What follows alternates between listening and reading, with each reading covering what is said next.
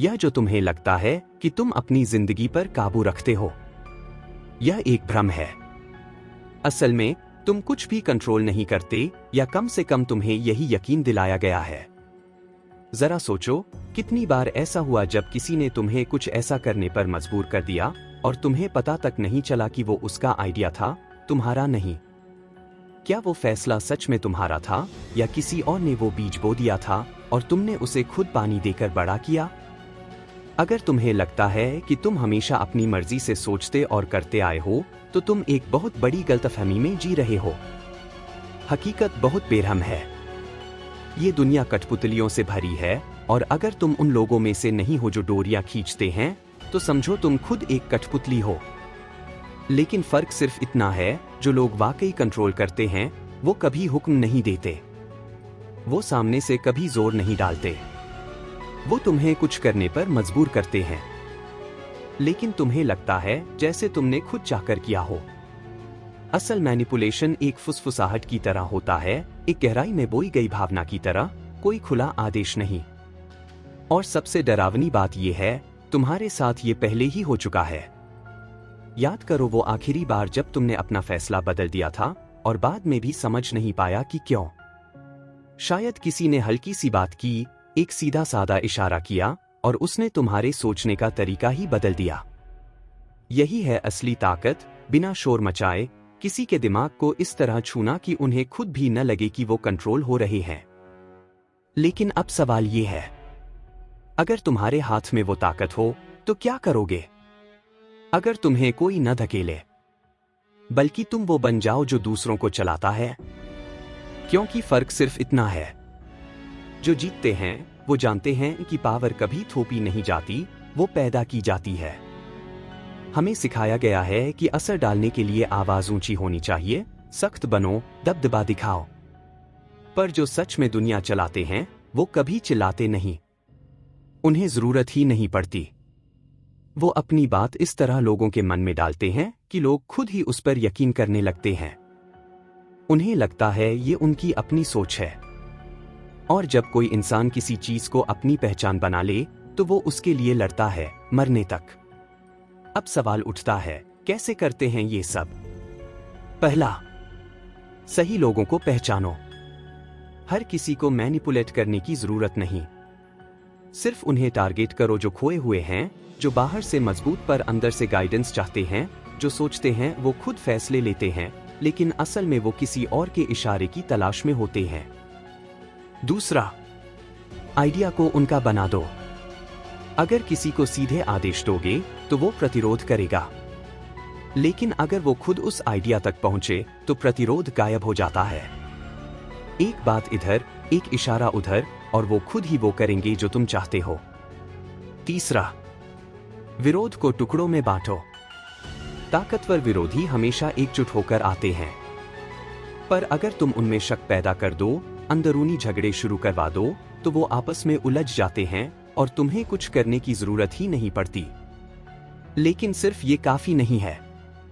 अगर तुम्हें सच में कंट्रोल चाहिए, तो इंसानी भावना को समझो, क्योंकि इंसान सोच से नहीं, फीलिंग्स से चलता है। डर, लालच, अभिमान, असुरक्षा, ये वो ट्रिगर हैं जो लोगों को हरकत में लाते हैं। उन्हें बताओ नहीं कि क्या करना है, उन्हें महसूस कराओ कि वो करना जरूरी है। और अब आता है सबसे खतरनाक हिस्सा। जब तुम दूसरों के दिमाग से खेलने लगते हो, तो तुम हर चीज को शक की नजर से देखने लगते हो। तुम्हें हर रिश्ते में एक चाल नजर आने लगती है, हर भावना में एक उद्देश्य छिपा लगता है। हर इंसान एक शतरंज का मोहरा बन जाता है। और यही है असली कीमत। क्योंकि मैनिपुलेशन एक कला है, लेकिन ये कला एक जहर भी है। जैसे जैसे तुम्हारी समझ बढ़ती है, तुम दुनिया के रंगमंच के पीछे की डोरियां देखने लगते हो। तुम्हें एहसास होता है कि बहुत सी चीजें जिन पर तुमने कभी यकीन किया, वो किसी और की डिजाइन की हुई थी। अब सवाल ये नहीं रह जाता कि क्या तुम मैनिपुलेट कर सकते हो, बल्कि ये है, क्या तुम उस कीमत को चुकाने के लिए तैयार हो? और अगर तुम सच में इस खेल के उस्ताद बनना चाहते हो, तो जान लो कि लोग आइडिया को नहीं, इमोशन को फॉलो करते हैं। इतिहास में जितने भी बड़े आंदोलन हुए हैं, वो शानदार तर्कों से नहीं बल्कि गहरे एहसास से पैदा हुए हैं। लोग अपनी पहचान से बंधे रहते हैं, और अगर तुम उनके आइडिया को उनकी पहचान बना दोगे तो वो उसका बचाव ऐसे करेंगे जैसे वो खुद की रक्षा कर रहे हों। अब जानो 3 हथियार। 1 ओ एक्सपोजर। किसी आइडिया को बार बार धीरे धीरे पेश करो। सीधा मत कहो, बस उसकी उपस्थिति बनाओ। 2 रिपीटिशन। एक झूठ को 1000 बार कहो, वो सच लगने लगता है। दिमाग बार बार सुनी चीज को सच मानने लगता है। 3 भावनात्मक कनेक्शन। तर्क से समझ नहीं बदलती, भावना से बदलती है। डर, लालच, सम्मान, पछतावा, इनसे जुड़ी बात कभी नहीं भूलती।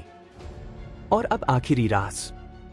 तुम सोचते हो लोग लॉजिकल हैं, पर असल में उनके सारे फैसले पहले ही हो चुके होते हैं। समाज, बचपन के अनुभव, बायोलॉजी, सब कुछ पहले से प्रोग्राम कर चुका होता है। तुम बस ट्रिगर ढूंढो और वो वही करेंगे जो तुम चाहते हो। लेकिन ध्यान रखो, जब तुम दूसरों को कंट्रोल करते हो तो तुम अकेले हो जाते हो, क्योंकि अब तुम भरोसा नहीं कर सकते, न रिश्तों पर, न भावनाओं पर, न इरादों पर। हर चीज एक चाल लगती है, और फिर तुम सोचते हो, क्या ये इंसान मुझसे वाकई जुड़ा है, या ये वही असर है जो मैंने ही उसके अंदर डाला था। और इसीलिए आखिरी सवाल सिर्फ ये नहीं कि क्या तुम मैनिपुलेट कर सकते हो, बल्कि ये है, क्या तुम उसकी कीमत चुकाने के लिए तैयार हो। क्योंकि एक बार जब तुम इस खेल में घुसते हो तो लौटने का रास्ता नहीं होता। अब फैसला तुम्हारा है। क्या तुम अब भी खुद को आजाद समझते हो, या तुमने भी कभी किसी के इशारे पर नाच लिया था, बिना जाने। और अगर हाँ, तो क्या अब वक्त नहीं आ गया है कि तुम खुद डोरियां संभालो, या तुम उम्र भर एक कठपुतली ही बने रहोगे।